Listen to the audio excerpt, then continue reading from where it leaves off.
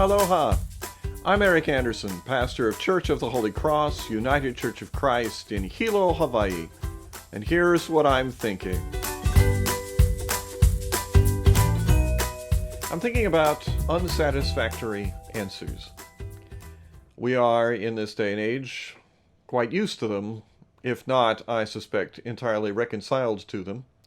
We get unsatisfactory answers from product manufacturers, we get unsatisfactory answers from politicians, we get unsatisfactory answers from, well, our children. We get unsatisfactory answers all over. There are a couple of places in Scripture, and they are in the lectionary this week, in which there are some equally unsatisfactory answers. Moses had some questions for God. Who will be going with me? Moses wanted to know. And will you accompany the people as we continue our journey? And will you show me your glory? God said, yes, I will be with you. I will be with this people, for they are my people. But no, Moses, you cannot see my glory because nobody can see my face and live. Therefore, I'm going to put you in a crack in the rock. I'm going to put my hand over you. I'm going to walk by. And when I take away my hand, you can see me, but you can only see me from behind. Meanwhile, in the 22nd chapter of Matthew, it was a trap. The Pharisees and Herodians wanted to find a way to diminish either Jesus' popularity or to put him in real danger from the authorities. And so they asked, is it right to pay taxes to the emperor or not? The ardent rebels among the crowd, if Jesus had said, yes, pay taxes to the emperor, would have been outraged and would have left him. And if Jesus had said, no, don't pay taxes to the emperor, well, there were plenty of Roman soldiers around who would not respond well to that particular point of view. You probably remember the story. Jesus asked to see a coin, asked whose face was on it. It's the emperor's, and then said, give to the emperor what is the emperor's, give to God what is God's.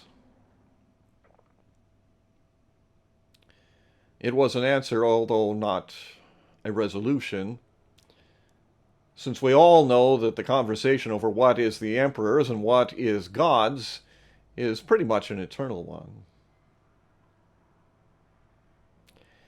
Unsatisfactory answers are just simply a part of our existence. As Moses discovered, there is a limit to what we can experience. There is a limit to what we know. Mystery is like God's hand over us. In one sense, it prevents us from harm, but our curiosity, it will still wonder. And Jesus, of course, showed us that it is one thing to try and set a trap. It is another to earnestly consider what is the emperor's, what is God's. An honest conversation over those questions, that is of value. A trap, not so much. So if I can encourage you to an earnest consideration of mystery and of what is good, then I think we might arrive at some more satisfactory answers, if not, thanks to mystery, eternal ones. That's what I'm thinking.